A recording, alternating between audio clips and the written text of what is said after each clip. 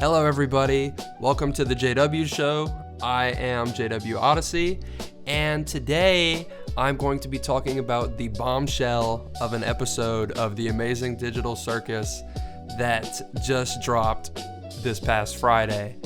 And I just kind of wanted to break down a few things and talk about some theories, cool details, things that, you know, some of the scenes are based on, references, and stuff like that.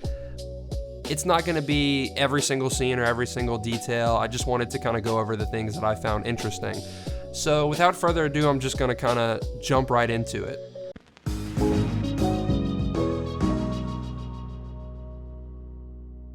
The first thing that I wanted to talk about was the opening scene with, Kane's origin and the use of shapes, and it was animated really well. It had a lot of life to it, despite it just literally being dots and shapes on a grid. I think that scene worked really well in place of, something like maybe a flashback, because it just fits with the theme of the digital circus, for it to be, kind of like ones and zeros and code kind of visual style. And one thing I found out, which is very interesting, is that it's based on the Hyder-Simmel animation experiment, where scientists showed an animation with shapes moving around, and it was used to show that humans would impose a narrative and emotions onto the shapes they were seeing, saying things like, oh, this shape was bullied, or this shape is happy or sad, despite it just being shapes moving around. So obviously we see Kane being fed information and him creating content based on it until the content becomes abnormal and he gets locked away. He gets mad at that, and then he consumes the other AI, and that part where he creates the circus is really chilling to me, because that, along with the line that that CNA was never a game company, they were just trying to make generative AI, it becomes more chilling to me, because at that point Kane is just completely rogue and independently doing that. He just makes the circus. They were never making a game. He does this entirely on his own, which to me is kind of, interesting. It's not a game that they were trying to make that went wrong. The digital circus is a domain that was created entirely by Kane. Also, needless to say, the red versus blue theming that we have seen throughout the show is making more sense now. The buttons, the door, the wires, etc. Along with Kane's eyes changing colors. I always thought it was weird, the red and blue, and he has like a green eye. I'm like, that's kind of odd. What's the reason for that? And we're assuming that second AI, the blue dot, obviously it's Abel, and because he consumed it, I'm assuming it's a part of him to some extent, or that he's trapped within him, or within the circus in some way. The next thing I want to talk about is, in the German dub of the most recent episode, Scratch actually has dialogue. And I think that's really cool because, if he has a voice actor, then obviously he's supposed to talk at some point, so maybe we'll see a scene or a flashback that has him in it. Or, maybe the German dub, maybe the German people just kind of added that to make it make sense. I don't know. I'm gonna go ahead and play the scene real quick, and I'll let you decide for yourself. Können wir hier irgendwie rauskommen? Was genau ist dieser Ort eigentlich?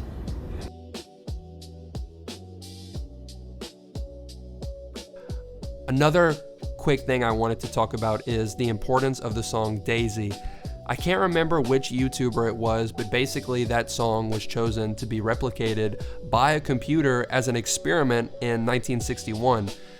So the theming of trying to make a computer do human things and giving it a purpose it isn't fit for, singing a song to which it has no experience it can compare it to, and the song during the experiment ended up sounding robotic, slow, and wrong. Also, I wanted to just say that I did not realize that that's where this TikTok sound came from. I've heard this sound or song sung by this freaking computer over so many creepy videos, like in videos of like abandoned water parks. Like, dang, you learned something new.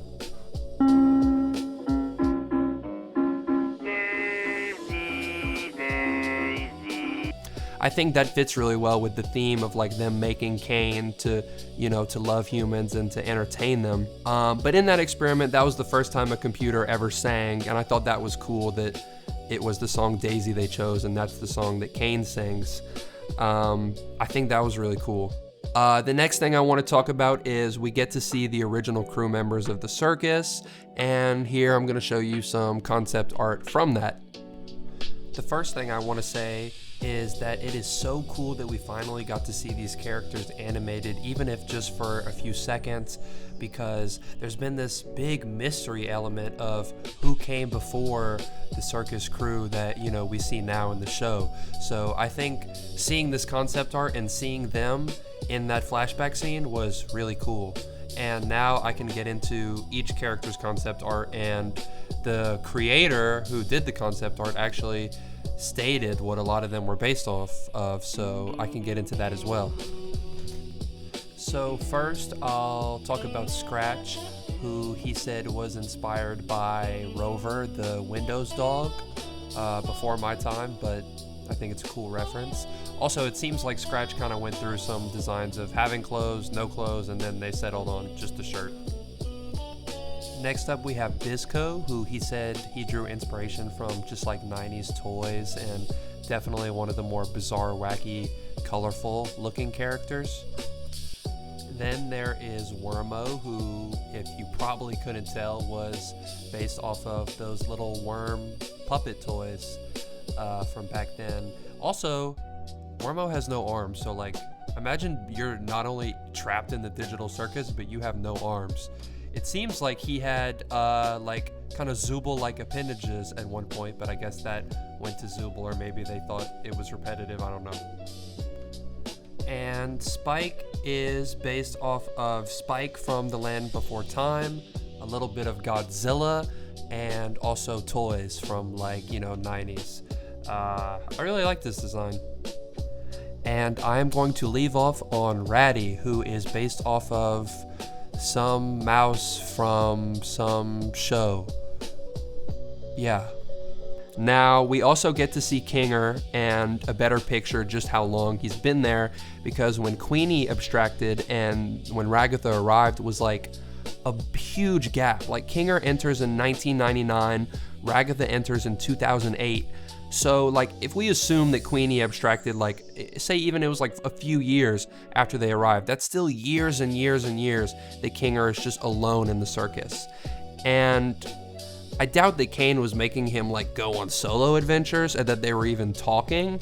So, you know, he's just completely isolated. It makes sense why he's kind of gone mad. And I mean, the fact that Queenie abstracted and he had to see that would probably, I mean, for me, that would be enough for me to abstract. And there's this unexplained gap though that's, you know, relating to that there were not people arriving in the circus for all those years until Ragatha showed up. So we're like, you know, what is that for? Obviously, most likely CNA shut down for some reason. We don't know why or the intricacies of that. But what we know even less about is we don't know why people started showing up years later. And they have that exchange, Queenie and Kinger not remembering their original names, but they can remember their relationship in the real world outside of the circus. And Kinger also remembers things like the creation of Kane and Scratch's part in it. So it's kind of unclear like what he can and can't remember. We also see the chess set and Butterfly on what I assume is his desk. So maybe they used to play chess together and that's part of their chess piece characterization on their avatars. And we see the Butterfly and we know that Queenie got Kinger into bug collecting despite him originally being afraid of bugs. Another thing that I really liked, which reinforces Kinger's isolation, is that when Ragatha appears, we hear Kane call him by name and saying that he has a new friend, and Kinger's like, Kinger, oh yeah, which to me is like, he hasn't been called that name in a long time, kind of reinforcing, oh, they probably, you know, Kinger's literally just been alone. He wasn't interacting with Kane or going on adventures, so like he probably forgot that was even his name in the circus. He doesn't even remember his real name in the world, you know, so that's a part of why he's going crazy. And Ragatha, whenever she enters the circus, talks like she was with people. She calls out to people, so she wasn't alone. Maybe she was touring the place to try and sell it, the CNA building, because I'm pretty sure she mentioned that she was a realtor at some point. And of course I have to get to this. To me, that reinforces digital copy theory, because if other people were there, they could have helped her take off the headset. We don't know how the headsets work, or if they, were digital copies. If they're not digital copies, how would they get nutrients and not just die if locked into the headsets? How many are there? Like, all these things we don't know. But I want you to imagine this. Say we get a flashback scene, a really cryptic one. We don't know what's going on. We see a group of young adults, humans, not characters in the circus, in a van, driving around listening to music and having fun. They pull up to a building, and one of them asks, "Are you sure it's abandoned?" Another says, "Yes, the forum said it's been a ghost town for over a decade." They walk in and they start exploring. They have flashlights, they're messing around, and one calls out to the others in the group to check something out, a headset. They dare one of the girls to put it on. She does, and weird sounds come from it. Maybe it shocks her, or we see electricity surge through the computer, and the computer boots on, but nothing else. And then we cut to the scene of Pomni entering the circus. But then we cut back to the humans in the building, and the girl says, "Oh, that was weird. I don't think this thing works." She takes off the mask. They continue to explore the building. For me, that would be the most chilling way to reveal that they are just digital copies and that they can't leave the circus, because they were never humans to begin with, just digital brain scans of humans who wore the headset at one point. And the humans are still living their lives in the macroverse. There's no life to go back to for them because their lives are already being lived. To me, this is also reinforced when, also I say the word reinforced a lot, but hey, I gotta do the game theory things here. To me, it's reinforced in episode 7 when Kinger is confused when Pomni's talking about this plan to escape the circus. He's like, "Leave the circus? What are you talking about?" Like, it's like he knows that they can't. And we also see a file that says brain scans obsolete. Kane also mentions a program he made to create the avatars based on their brain scans. So we know that their brains are being scanned. An interesting theory that I read was that Scratch was working on the brain scanning technology because of his tumor, seeing if there was a way that he could live on digitally. At some point the other workers tried it on, which is why their files are there too. Maybe the others were willing because Scratch showed them an avatar and being like, "Hey, look, I made this avatar, it's based on my brain scan," and they were like, "Oh, I'll try that too." But Scratch was secretly, trying to get their brain scans so that if he could live on in this digital circus or whatever he was working on, who's he gonna want there? Yeah, his friends and his coworkers. So if all the members are just characters with digital scans of their info in the systems, in a way, their humanity is kind of stripped from them in the way that Kane doesn't have humanity. And the muffin imagery from when they're in the crow's nest, I've seen some people say that it's kind of representing a brain and it's split in half, or that it's representing the separation of mind and body that the circus members would go through if that theory was true. So to me, that's what Scratch was working on when Kinger's like, "Oh, he was trying to make something." I'm getting off track. And I'm like, oh, that's what he was making maybe. Who knows? So if we do get this reveal of digital copy theory being true, this theory that I think is like probably the most popular theory in the fan base, some people consider it canon, it would be a chilling ending to the show, and Gooseworks did say that they were going to like break our hearts or something like that with the finale.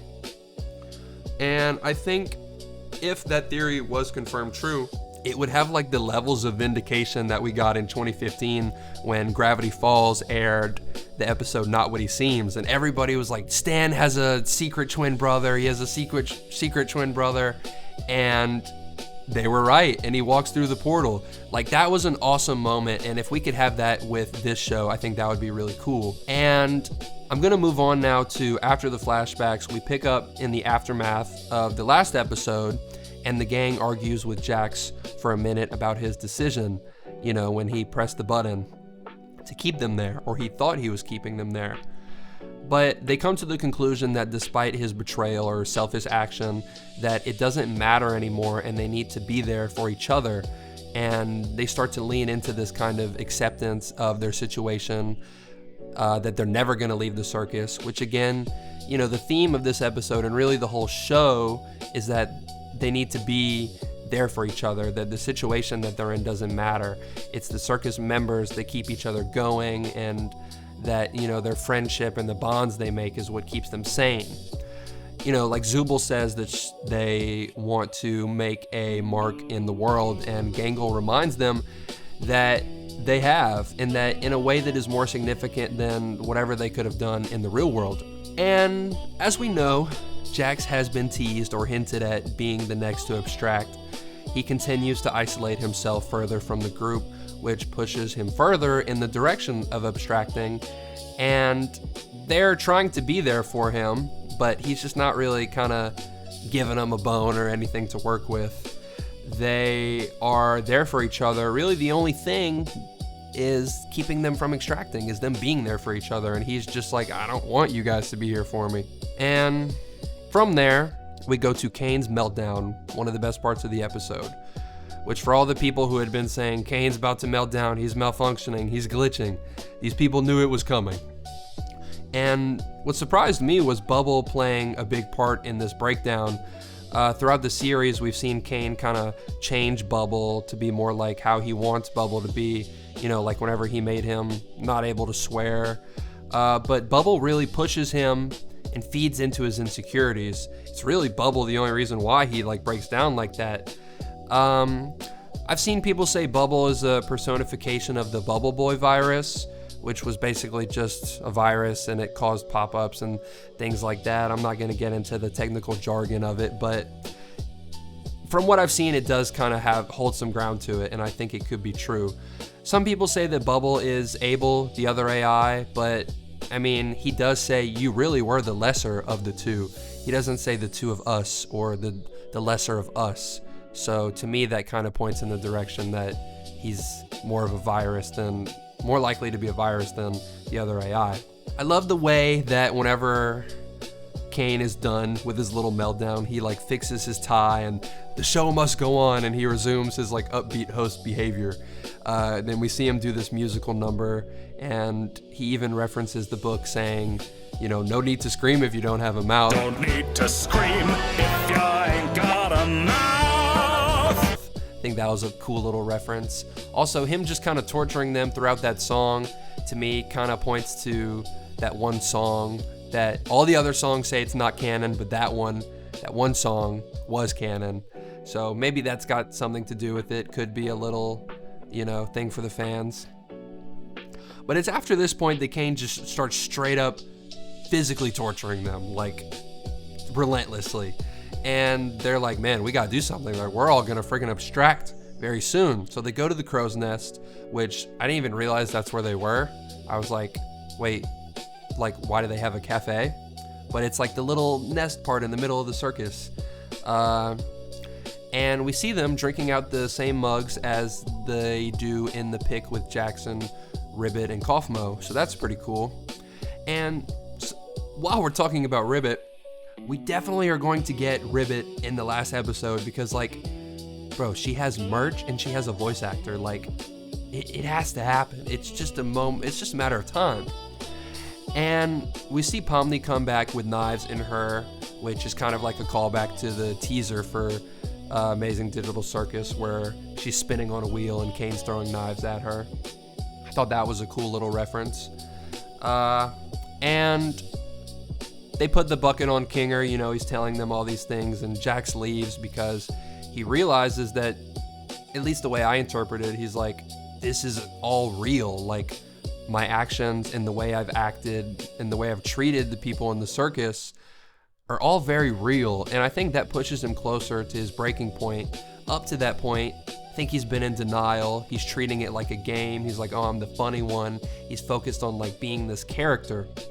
And he's felt like maybe he's in some kind of fever dream. And I think that is obviously, you know, another reason why, man, if anybody's going to abstract, it's going to be him. And they find out that they can create things themselves. First teased in the gun episode with Kinger making the butterfly. And Kinger's like, oh, if I can, make this code and put it into, if you can give me a computer. So they kind of go from there. And while they're distracting Kane, they confront him, and then he puts them through these individual nightmares or torture scenarios. They're all pretty self-explanatory, Pomni sees Gamigo, Zubul with like the parts. I mean, it all kind of, if you've seen the show, you kind of can deduce like what is going on. But what I want to note about it is that it's a lot like what Am does in the book I Have No Mouth But I Must Scream. He creates unique torture scenarios for all of the people that are left.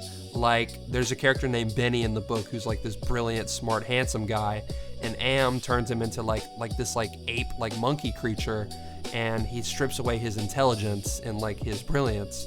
So like, there's a lot of parallels between Kane and Am, and Kinger basically ends up killing Kane on accident. And I've seen a lot of stuff on TikTok of people saying that Bubble was in the code, messing with the code, and that's what makes him get deleted. They were just trying to like kind of wrangle Kane in or kind of change him a little, not kill him. And there's like a line in the code where somebody's saying, delete this MF. It's gotta be Bubble, I think. And yeah, the last thing I'll point out is that when the circus seems to be collapsing, all the holes are the same shape. And when rotated, at first I was like, oh, the holy reach. This is reaching, this is coping. But then I saw a picture of it cropped and rotated, and the holes look like jacks. I'm gonna show you because it sounds dumb, but it really does look that way. And that's the last thing I have for you guys, at least until the final episode in June. Cannot wait to have my soul crushed and my heart ripped out when everybody finds out their digital copies and Jack subtracts, and it's just a terrible, no good, not happy ending. So if you like Digital Circus, or if you like listening to me talk, you should subscribe to my YouTube channel. You should even maybe like this video. A lot of people were able to make videos about this episode like the day of or the next day. I don't get sponsors on YouTube and I have a job, so I don't have that luxury, but this was as fast as I could do it. So I hope you enjoyed. Have a great night. And now, folks, it's time to say goodnight. We sincerely appreciate your patronage and hope we've succeeded in bringing you an enjoyable evening of entertainment. Please drive home carefully and come back again soon. Good night.